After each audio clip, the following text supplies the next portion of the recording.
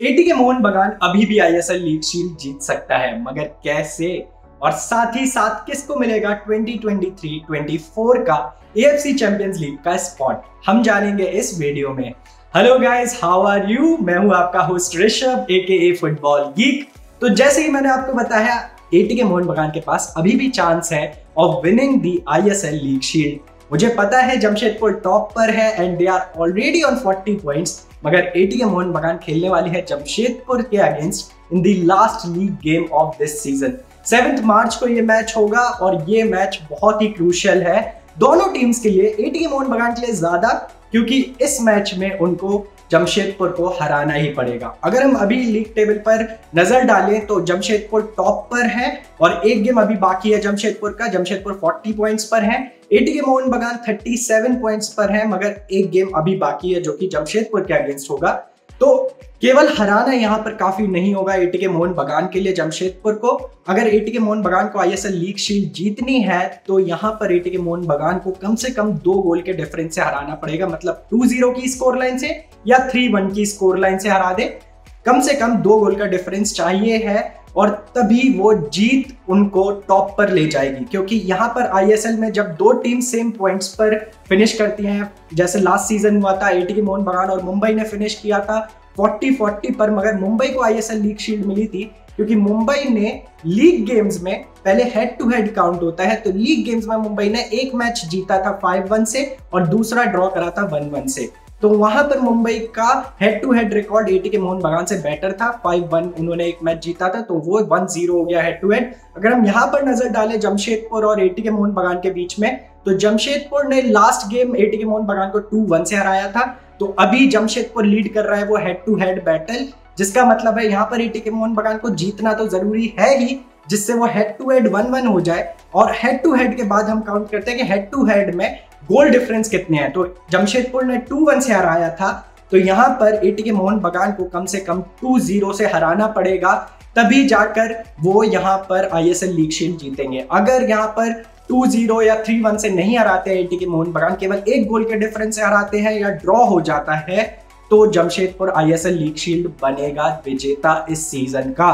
तो अभी भी एटीके मोहन बगान के पास चांस है, मगर क्या मुझे लगता है एटीके मोहन बगान 2 गोल के डिफरेंस से जमशेदपुर को हरा पाएगी? मुझे नहीं लगता, क्योंकि अगर आप देखो पिछले मैचेस अभी एटीके मोहन बगान के ओडिशा के अगेंस्ट उन्होंने ड्रॉ कर लिया था, जबकि वो मस्ट विन गेम था और वो जीतना चाहिए था। आज ये सिचुएशन ही नहीं आती और वहां पर 1-1 से ड्रॉ किया। ओडिशा को अगर हम जमशेदपुर से देखें, जमशेदपुर ने कल ही ओडिशा को 5-1 के स्कोर लाइन से हराया है। तो जमशेदपुर बहुत सॉलिड रही है, डिफेंस बहुत सॉलिड है।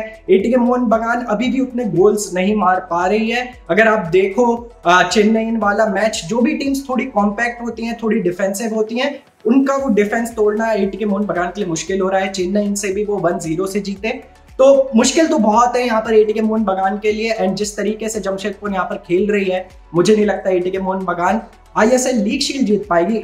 जमशेदपुर को हरा ले शायद, मगर 2 गोल्स के डिफरेंस से नहीं हरा पाएगी। अगर हरा लिया then it will be miracle and it will be mind blowing, क्योंकि एटीके मोहन बगान पिछली बार भी इतने करीब आकर आईएसएल लीग शील्ड से पीछे रह गए थे और इस बार भी ऑलमोस्ट करीब है वो, मगर यहाँ पर उनके लिए सिचुएशन उतनी इजी नहीं है और जमशेदपुर को हराना इजी नहीं होगा। अब हम बात करते हैं एएफसी चैंपियंस लीग के बारे में। तो जैसे कि आपको पता ही है कि एएफसी चैंपियंस लीग, एएफसी ने यहाँ पर थोड़े रूल्स चेंज कर दिए थे। पहले कंपटीशन फरवरी से नवंबर होता था, अब अगस्त से वो कंपटीशन मई तक होगा, जिसका मतलब है कि नेक्स्ट जो एएफसी चैंपियंस लीग होगा वो 2023-2024 में होगा।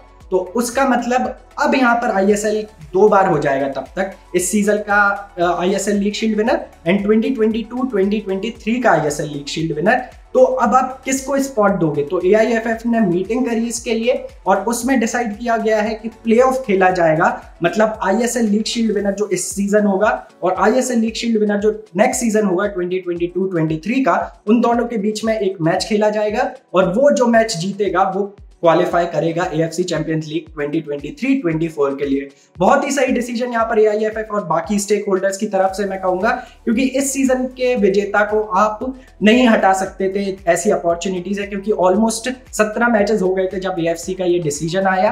बात करते हैं एएफसी कप के ग्रुप स्टेज की, जो कि आई लीग को जाता है, उसमें भी एक चेंज है। तो 2023-2024 वाला वो जो स्पॉट है एएफसी कप का ग्रुप स्टेज का, वो मिलेगा आई लीग के इस साल के विनर और नेक्स्ट सीजन के सुपर कप के विनर के बीच में वो मैच होगा, और उसमें से जो भी जीतेगा वो यहाँ पर रिप्रेजेंट करेगा एएफसी कप 2023-2024 में ग्रुप स्टेज में। तो आई लीग का इस साल का विनर और next season super cup start होने वाला है, तो उसका विनर, उन दोनों के बीच में प्लेऑफ मैच खेला जाएगा।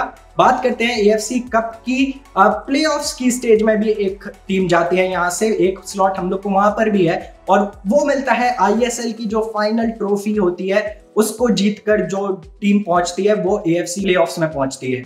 और इस सीजन वो होगा कि इस सीजन का जो भी ट्रॉफी जीतेगा और नेक्स्ट सीजन का जो भी ट्रॉफी जीतेगा, उन दोनों के बीच में प्लेऑफ होगा, और उसमें से जो भी जीतेगा वो जाएगा 2023-2024 के एएफसी कप के प्लेऑफ्स में। तो ये तीनों डिसीजन यहाँ पर एआईएफएफ और बाकी के आई लीग और आईएसएल क्लब्स ने मिलकर लिए हैं, और मुझे लगता है बहुत ही सही डिसीजन है, क्योंकि आप इस सीजन के जो दावेदार हैं, जो विजेता हैं, उनको आप नहीं हटा सकते हो ऐसी अपॉर्चुनिटी से, क्योंकि ये ऑलमोस्ट एंड में आई है, सीजन के पहले ये डिसीजन नहीं आया था एएफसी का।